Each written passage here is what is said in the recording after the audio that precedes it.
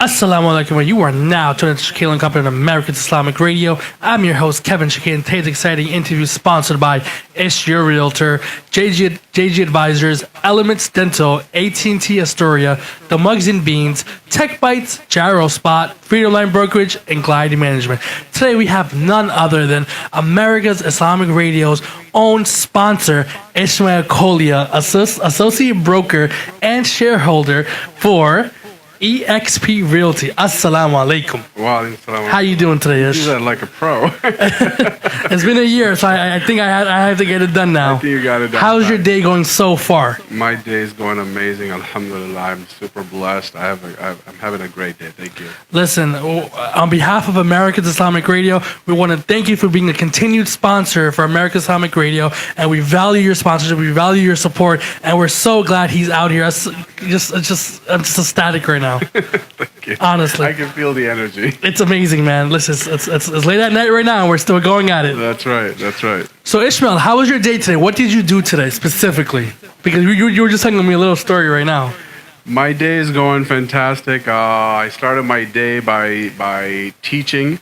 I teach at a real estate association in White Plains, New York, one of the biggest associations in the United States with 11,000 members, merging with Long Island Board soon. That will mean about 40,000 members.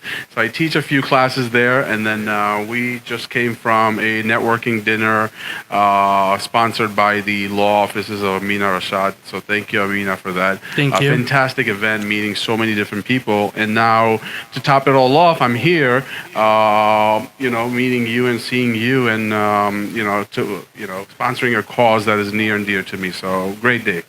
Amazing day. So, Ishmael, I want to get right into it, right? I want our viewers to get to know exactly who you are. So, Ish, tell our viewers a little bit about yourself. All right. So, again, my name is Ismail.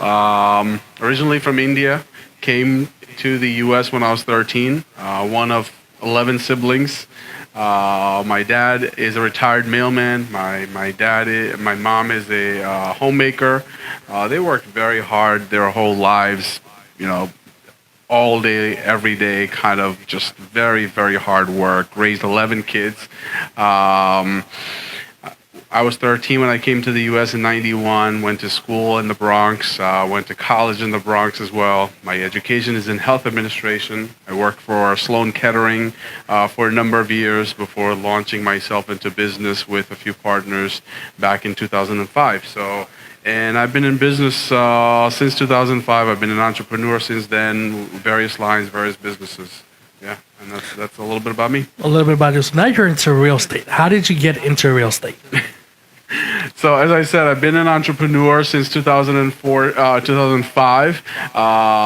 That means, having control over my own income, not having to wait for a salary or a raise, not also having a boss over my shoulders and so forth. So having that entrepreneurial spirit and being used to that entrepreneurial life, real estate really spoke to me, right? That's the beauty of real estate as well, in that you control your income. You determine how much you are going to make this year, and you also are not answering and answerable to a boss. So that's why I got into real estate. I initially got into real estate about 6 years ago. I joined an office in the Bronx. I didn't really get the environment that I needed, and so I actually dropped out of real estate. Real estate is one of those fields that is easy to get into. And in business, that's called barriers to entry. That means the fewer the barriers, the more people will enter, right? So real estate is one of those fields that has a few barriers to entry, and therefore a lot of people become real estate agents. Becoming real estate agent is actually the easy part. Making money is the tough part. So because I was not part of a right team 6 years ago, I also dropped out of real estate. 3 years ago, I went and renewed my license. I joined a different team, much more focused, much more dedicated, nurturing, motivating team, and I had a whole different experience, and I'm having a phenomenal time since then. So that's how I got into real estate. If you guys are now tuning in, you're tuning to Shaquille and Company on America's Islamic Radio. We're interviewing Mr. Ishmael Koilia from eXp Realty. He's an official sponsor on America's Islamic Radio, and we're having a beautiful conversation. So you talked about these barriers that to enter as a real estate agent. What kind of barriers did you have to go through? Well, in real estate, you don't actually have a whole lot of barriers. So, but in terms of somebody who's looking to enter real estate, it's quite simple. You need a 75 for New York. You need 75 hours of education, real estate education. It's called a salesperson course, and beyond that, you need to pass a New York State real estate salesperson licensing exam. Once you do those things, you are now a real estate agent. You need to find a sponsoring broker who is going to be supervising your work and mentoring you, and work under their auspices and work under their guidance. So how hard is it to find one of those sponsoring brokers? It's not difficult at all. There are brokers everywhere that are looking for agents to work for them. So finding a broker is not difficult, and oftentimes agents or new agents will look at the interview process as, okay, the broker is interviewing me, the broker is hiring me, which is correct. But at the same time, it's a two-way interview. It's a two-sided street, right? So you also want to make sure that you are interviewing the broker as well. Make sure it's the right team and the right environment for you. So what kind of questions should someone ask, and how would you know if it's the right fit for you? Yeah, so what you want to do is you want to meet with 3-4 different offices, preferably 3-4 offices that come recommended by someone in the business or someone that you know who has done business with them. So that's step number one. And then meet with them, interview them, and ask questions in terms of the amount of or the type of training that is provided, the amount of support, the type of support that is provided. Ask to join their weekly or monthly meeting if they have any. Ask to join one of their training sessions before you actually make the decision to join them as an agent. And so sit in one of those trainings and office meetings, and you'll feel the energy from other agents that are part of the team, and you'll feel the vibe. You want to make sure that it's the right environment for you where you fit in. Yeah. And then, we have so many major real estate firms, right? And we have a lot of private ones. What is the difference between going to a major firm and a private firm? Sure. When you're a new agent, your focus should be to find a local team close to you that has lots of training and tools to help you grow. You don't necessarily need to focus on a brand name or a big name when you're fairly new. You want that highly specialized local support and training that's going to help you grow. Most buyers and sellers make their decision based on the person that is sitting across from them, right? So the one-on-one relationship. Of course, the name plays a role in the decision making, but it's not the major deciding factor. Right? If I like you and if I want to do business with you, whether you work for ABC or XYZ, it's almost irrelevant. So if you guys are now tuning in, you're tuning to Shaquille and Company on America's Islamic Radio. We're having a great discussion with Ishmael Realtor, Mr. Ishmael Koilia. Sorry, man. I told you I'm gonna kill it one of these times. I'm actually surprised when people get it right. From eXp Realty, and we're having a great discussion. So I just want to ask another question, because I'm gonna keep asking you questions because I'm really intrigued, right? Absolutely. As a person who's a millennial, who has a good job, steady income, and I'm looking to get a house. Yeah. What should I be saving? What should I be doing? Who should I be reaching out to? What are the steps if I want to get a house? What are the steps for somebody like myself who's a millennial? Sure.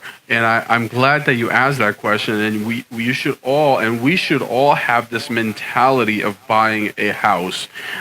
Owning real estate is the fastest way to grow and build wealth in America. Right? Some rich folks have jets and some rich folks have yachts, but they all have real estate. right? So what does that tell you? Real estate is the fastest way to build wealth in America.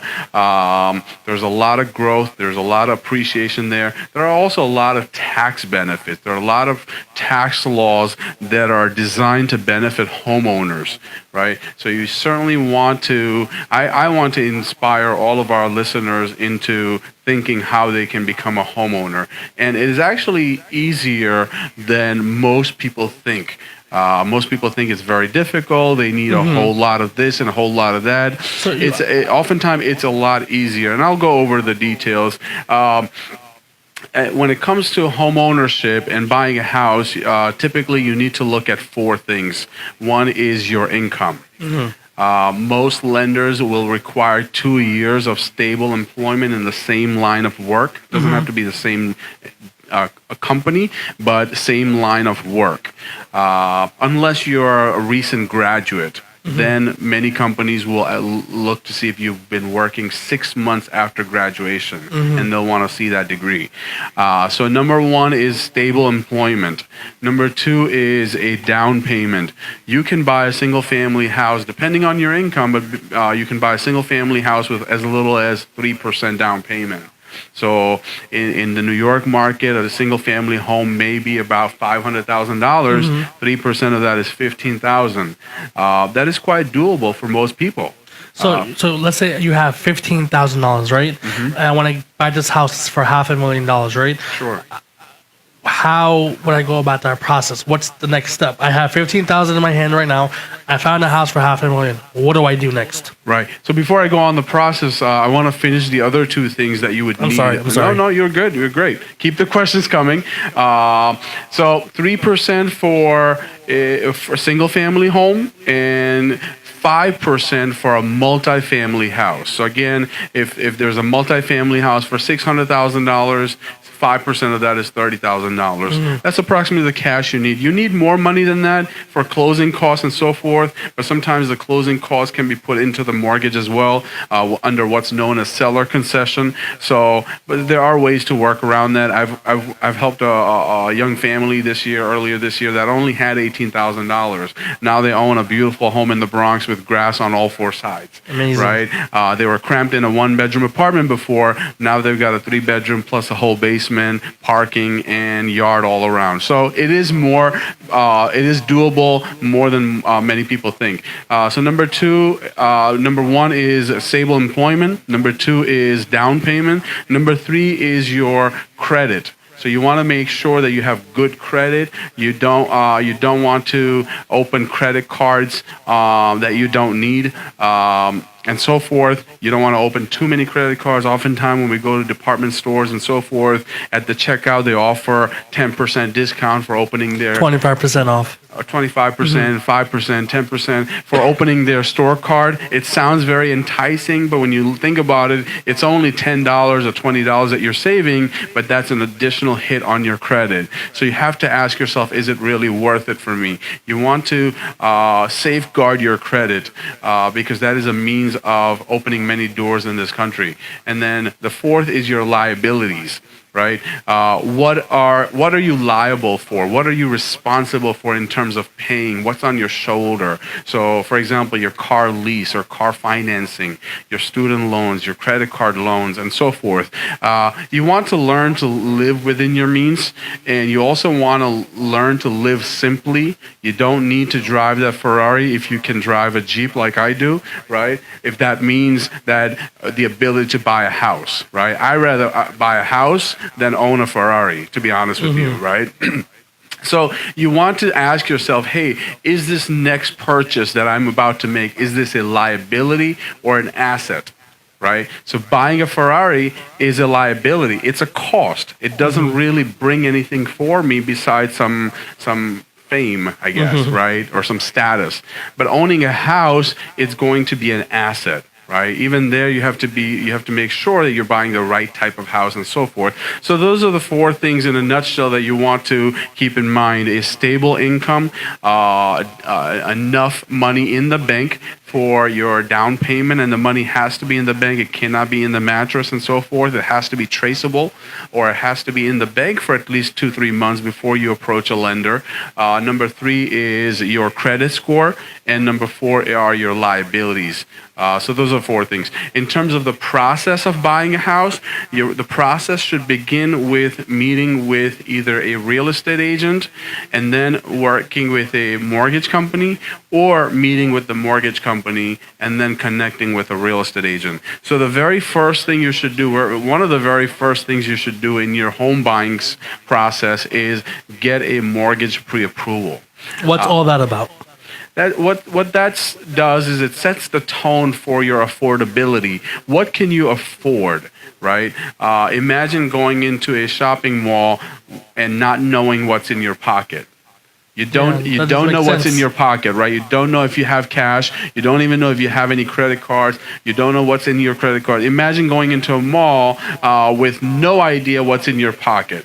That's kind of what it is like starting to look for a house and you're not pre-approved. You're quite blind about your affordability. Secondly, the professionals that you're going to interact with are not going to take you seriously. The agents in real estate are not going to take you seriously when they find out that you're not pre-approved for a mortgage. Sellers will not take you seriously. Seller agents will not take you seriously. And many times you won't actually even get to see the house. Right? Even if you do get to see the house and you like the house, now it's time to make an offer. Your offer will not be presented or taken seriously without a pre-approval. So again, you're really just doing a disservice to yourself by looking at houses without having a pre-approval. So one of the first things you want to do is you want to approach a mortgage company. We're blessed to have Islamic mortgage companies, alhamdulillah, in this country. There are numerous ones. Our listeners can reach out to me, and I'm happy to connect them with a mortgage company. I used to be part of Guidance Residential as well, so I personally have experience with Guidance in the past, and I can answer some of those questions about mortgages. And so once you get your pre-approval, and in order to get the pre-approval, you'll have to submit 2 years of tax returns, 2 months of bank statements, 30 days of pay stubs, and your photo ID. Once you submit those, you'll have your pre-approval within a number of days, and then you start working with a real estate agent, right? The next right thing that you want to do is you want to work with one agent. Find an agent that you're comfortable with. Find an agent. Well, if I'm in your area, I'm more than happy to help you and your family. If I'm not in your area, I'm more than happy to recommend you to one. And what areas do you cover, Mr. Ish? I'm licensed in all of New York. However, I specialize in the Bronx and Westchester markets. That's my specialty. And I do have partners all over the geography, as well as Queens, Long Island, and other parts of New York. And I have connections across the United States.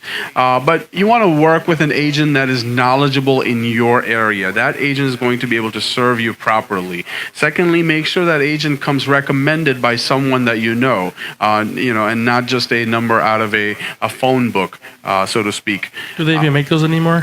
I'm not sure. They used to in my days.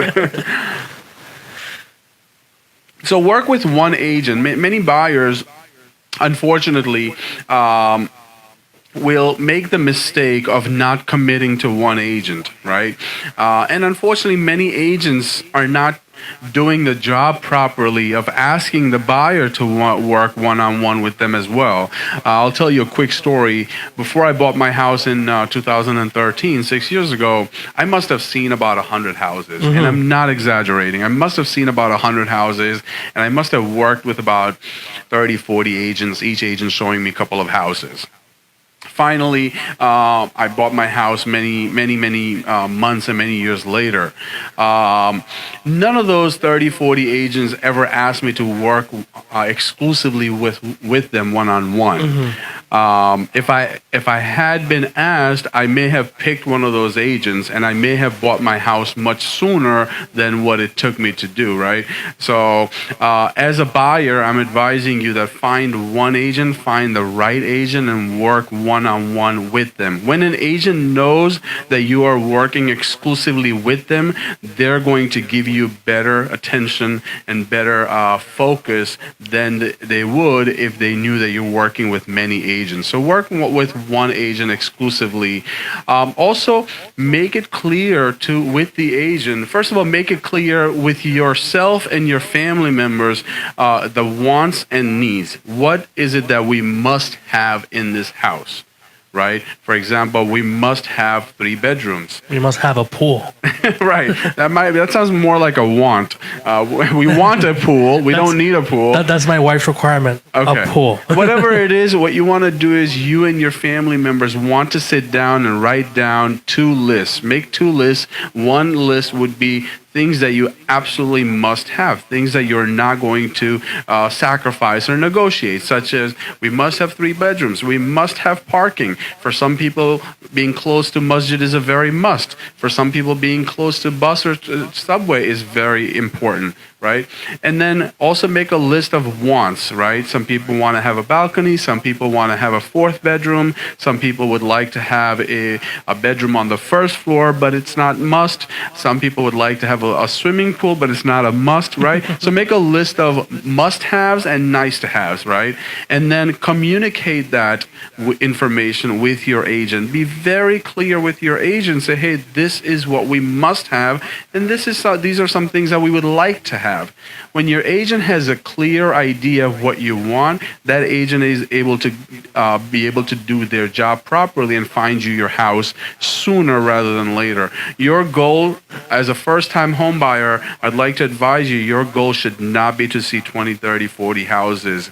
If you're working with the right agent and if you have communicated clearly to your agent what is important to you in this house, you should be able to see 5 to 10 houses and find that right house.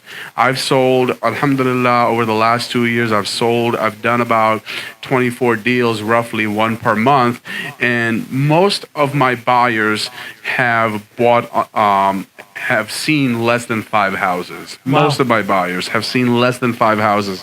One of the things I do with my buyers is I listen very closely to what it is that they are telling me, and I ask them to make that list of wants and needs. Right? What must you have in the house and what would be nice to have in the house? And then I email them and show them properties that fit everything that is a must for them and that also has a few of the wants. So chances are that they like the 1st, 2nd, 3rd house that I show them. I've sold first house I showed my buyer, a 2nd house to a different buyer, 3rd house to a different buyer that they bought. So when you apply these disciplines in your home search, you're going to have a much smoother time. If you guys are now tuning in, you're tuning to Shaquille and Company on American Islamic Radio. We have none other than one of America's own sponsors, Issue Realtor here, and we're having a great discussion. Now, we know in the beginning of the interview, we were talking about the process and how to buy a house and find the right real estate agent. Let's say there's a real estate agent out there, right, that's listing the house, and you're working with them, and it's just not going well, but you really, really want this house. What can a person do? So you are speaking as the buyer. As the buyer. You are the buyer. You're trying to buy a house, and there's a listing agent with a property. Yep. And they're not budging. They're not responding. Got it. You're not getting any phone calls back. Right. What do I do? That's a great question, by the way. A lot of people in our community have the false impression that if they work directly with the listing agent, that they're going to get a deal, that they're going to get they have a better shot of getting the deal because the listing agent will be able to keep the whole commission, and therefore the listing agent is more inclined to work with them. That's a false impression, and that's a myth that many people in our community have. The truth is, the listing agent is obligated to work with every buyer, regardless of who the agent is for them, who the agent representing them is. Having said that, every buyer, I recommend you should have your own agent. The listing agent has been hired by the seller to do one thing. So Get the house sold and at the highest price possible. That's their job. That's what they've been hired for. So if you now employ that agent to help you buy that house, that agent is now working under dual agency, right? That means that agent is representing both you and the seller. And that agent is obligated and required to represent both parties fairly. But ideally, you want to have your own agent as a buyer's agent. The seller has hired their agent, and the seller's agent is doing everything they can to negotiate on behalf of the seller, and so should you. It does not eliminate or lower your chances of getting the deal. The truth is, every offer that is presented to the seller's agent has to be presented to the seller by law. Right, so imagine you're the buyer and you have your own agent, and your agent presents an offer to the listing agent. That listing agent is required by law to bring that offer to the seller's attention. Otherwise, they're risking their license and business. So you do not lower your chances of getting the deal by working with your own agent. So if you are still having difficulty reaching that agent, I suggest get your own agent. Mm-hmm. Your agent, when that agent knows that they're being contacted via phone, text, email by another agent, they're going to be on their toes because they know that another professional is reaching out to them, and there could be more repercussions if they don't behave properly. So my advice is get your own agent and have your agent represent you. Another way to get some attention is reach out to the broker of the agent, right? Because the broker is responsible for supervising the actions of the agent. So reach out to the broker of the office and say, hey, I've been trying to reach your agent. I've not been able to. Perhaps you can help me.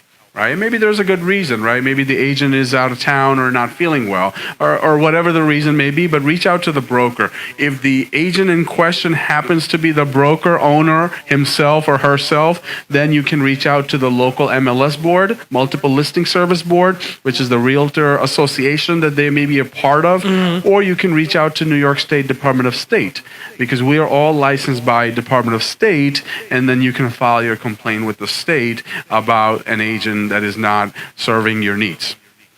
So that's the route you want to go. But however, the best way to have a good hassle-free experience is have your own buyer's agent representing you in this deal. This is a very big purchase.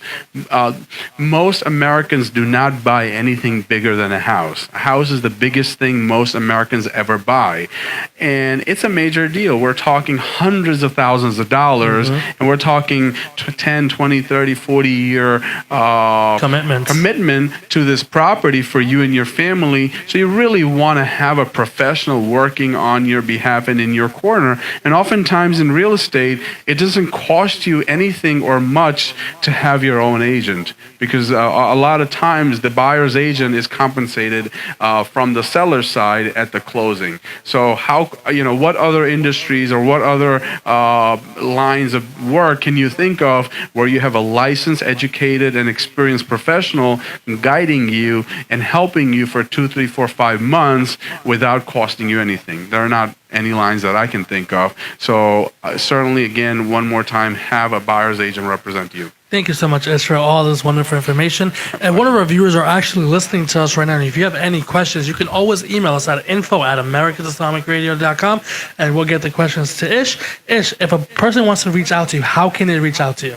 Best way to reach out to me is my phone, 914-215-1540. I'm great with text messages as well as phone calls. My email is ishyourrealtor@gmail.com. I'm also quite active on social media. I do answer questions from people, whether it's Facebook or Instagram, or LinkedIn as well. You can look me up as Ish Your Realtor on Facebook, Instagram, and LinkedIn.